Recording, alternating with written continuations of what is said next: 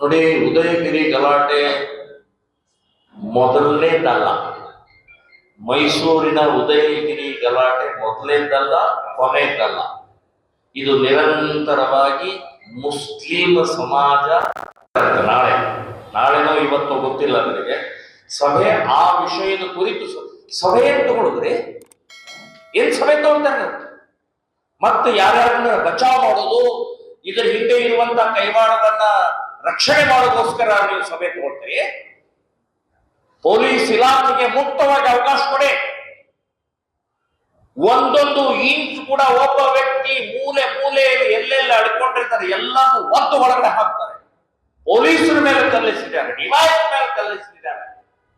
19 ಜನ police officer ಪೊಲೀಸರು ಮತ್ತು ಪೊಲೀಸ್ ಆಫೀಸರ್ ಗಾಯಾಳಾಗಿದ್ದಾರೆ. ಇನ್ನೇನು ಸಭೆ ಮಾಡ್ತಾರೆ ನೀವು? ಕಾಂಗ್ರೆಸ್ನವ್ರು ಹೇಳ್ತಾರೆ ಪೊಲೀಸರು ತಪ್ಪಿನಿಂದ ತನ್ವೀರ್ ಸೇಠ್ ಅಲ್ಲಿಯ MLA, ಆ ಕ್ಷೇತ್ರದ MLA ಹೇಳ್ತಾರೆ ಪೊಲೀಸರು ತಡ ಮಾಡಿದ್ರಿಂದ, ಅಂದ್ರೆ ತಡ ಮಾಡಿದ್ರಿಂದ ಕಲ್ಲಿಸಿದ, ಬೆಂಕಿ ಹಚ್ಚಿದ. ಏನು ಅಫ್ಘಾನಿಸ್ತಾನ, ಪಾಕಿಸ್ತಾನ? ಭಾರತ ಇದೆ, ಸಂವಿಧಾನ ಇದೆ, ಕಾನೂನು ಇದೆ, ಪೊಲೀಸ್ ಸ್ಟೇಷನ್ ಇದೆ, ಕೋರ್ಟ್ ಇದೆ. ನೀವು ತಡ ಮಾಡಿದ್ರೆ ಧರಣಿ ಕೂತ್ಕೋಬಹುದೇ? ಒಂದು ವ್ಯವಸ್ಥೆ ಇದೆ ಇಲ್ಲಿ. ನಿಮ್ಮ ಮುಸ್ಲಿಂ ಗುಂಡಾಗಿರಿ ನಡೆಯುವುದಿಲ್ಲ ತನ್ವೀರ್ ಸೇಠ್. ನಿನ್ನ ಕ್ಷೇತ್ರಗಳೆಲ್ಲ ನಡೀತಾ ಇದೆ. ಇದು 3ನೇ ಬಾರಿ ಗಲಾಟೆ ಆಗಿದ್ದು ನಿನ್ನ ಕ್ಷೇತ್ರದಲ್ಲಿ. ನಿನ್ನನ್ನೇ ಪದಾರ್ಥ ಬಂದಿದ್ದರಲ್ಲ. ಕಾಂಗ್ರೆಸ್ಸೇ ಈ ಗಲಭೆಗೆ ಕಾರಣ. ಕಾಂಗ್ರೆಸ್ಸೇ ಕಾರಣ. ಇವತ್ತು ಏನೇ ಈ ಗಲಭೆಗಳ ಮುಸ್ಲಿಮರು ಮಾಡುವಂತಹದ್ದು ಕಾಂಗ್ರೆಸ್ ಕುಮ್ಮಕ್ಕನಿಂದ ನಡೀತಾ ಇದೆ. ಇವತ್ತು ಕೇಸ್ಗಳನ್ನು ವಾಪಸ್ ತಗೊಳ್ತಾರೆ ಅಂತಂದ್ರೆ ಪೊಲೀಸರ ಮೇಲೆ ಕಲ್ಲೆಸರು, ಪೊಲೀಸ್ ಸ್ಟೇಷನ್ ಸುಟ್ಟು ಹಾಕಿದಂತವ್ರನ್ನ ಕೇಸ್ ವಾಪಸ್ ತಗೊಳ್ತಾರೆ ಅಂತಂದ್ರೆ ಮತ್ತೆ ಆ ಕಿಡಿಗೇಡಿಗಳಿಗೆ ಕುಮ್ಮಕ್ಕು ಸಿಗುದಿಲ್ಲ. ಅವರಿಗೆ ನಮ್ಮನ್ನು ಬಿಡಿಸುವಂತಹ ವ್ಯವಸ್ಥೆ ಕಾಂಗ್ರೆಸ್ನವ್ರು ಮಾಡ್ತಾರೆ. ಹಾಗಾಗಿ ನಾವು ಕಲ್ಲೆಸಿಬಹುದು, ಬೆಂಕಿ ಹಚ್ಚಬಹುದು ಅಂತನ್ನುವಂತಹದ್ದು ನೀವೇ ಪೋಷಣೆ ಮಾಡ್ತಾ ಇದ್ದಾರೆ ಊಟಗಳನ್ನ.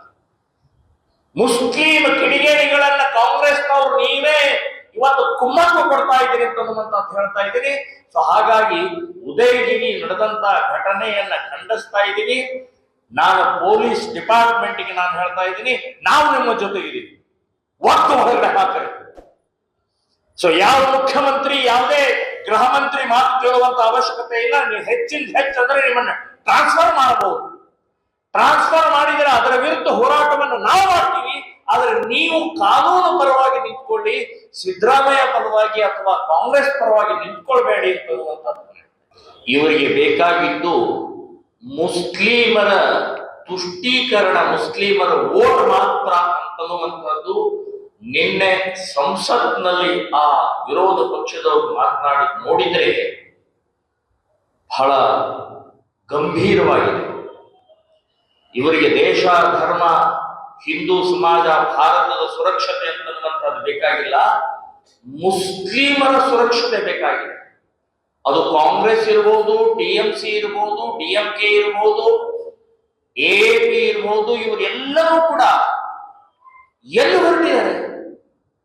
ಒಂದು ವಕ್ಫ್ ಬೋರ್ಡ್, ಇದು ಸುಪ್ರೀಂ ಕೋರ್ಟ್ಗೆ ಕೂಡ ಸಂಬಂಧ ಇಲ್ಲ. ಸಂವಿಧಾನವನ್ನು ಧಿಕ್ಕರಿಸಿ ರಚನೆ ಆದಂತ ವಕ್ಫ್ ಬೋರ್ಡ್ ಅನ್ನ ತಿದ್ದುಪಡಿ ಮಾಡೋದಕ್ಕೋಸ್ಕರ ಒಂದು ವರದಿಯನ್ನ ಸಿದ್ಧ ಮಾಡಿದ್ದನ್ನ ಇವತ್ತು ವಿರೋಧ ಮಾಡ್ತಾರೆ. ಮುಸ್ಲಿಂ ಸಂಸದರು ಇಬ್ಬರೇ ವಿರೋಧ ಮಾಡಿದ್ರು.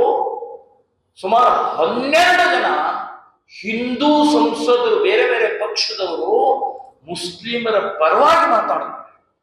ವಕ್ಫ್ ಬೋರ್ಡ್ ಅನ್ನ ವೈಂಡ್ ಅಪ್ ಮಾಡ್ತಾ ಇಲ್ಲ, ಅದನ್ನ ರದ್ದು ಮಾಡ್ತಾ ಇಲ್ಲ. ರದ್ದು ಮಾಡಬೇಕು ಆಕ್ಚುಲಿ, ಆದ್ರೆ ತಿದ್ದುಪಡಿಗೆ ಇಷ್ಟು ವಿರೋಧ ಮಾಡ್ತಾರೆ ಅಂತಂದ್ರೆ ಇವತ್ತು ಯಾಕೆ ಇದನ್ನ ಹೇಳ್ತಾ ಇದ್ದೇನೆ ಅಂದ್ರೆ, ಇಲ್ಲೇ ಬೆಳಗಾವಿಯಲ್ಲೇ ಮೊನ್ನೆ 3ನೇ ತಾರೀಕು ಈ ಸನ್ಮಾನ್ಯ ಮುಖ್ಯಮಂತ್ರಿಗಳು ಒಂದು ಆರ್ಡರ್ ಮಾಡಿದ್ರು. 4 ತಿಂಗಳ ಹಿಂದೆನೆ ಆರ್ಡರ್ ಮಾಡಿದ್ರು. ಏನು? ಇನ್ನು ಮುಂದೆ ರೈತರಿಗಾಗ್ಲಿ ವಕ್ಫ್ ಬೋರ್ಡಿನ ಸಂಬಂಧಪಟ್ಟಾಗ ನೋಟಿಸ್ ಯಾರಿಗೂ ಕೊಡಬಾರದು. ಕೊಟ್ಟಿದ್ದನ್ನು ವಾಪಸ್ ತಗೊಳ್ಬೇಕು ಅಂತ ಮಾನ್ಯ ಮುಖ್ಯಮಂತ್ರಿಗಳು ನೋಟಿಸ್ ಬಿಡುಗಡೆ ಮಾಡಿದ್ದನ್ನ ಧಿಕ್ಕರಿಸಿ ಇವತ್ತು ಪೀರನವಾಡಿ ಅಲ್ಲಿಯ ರೈತರಿಗೆ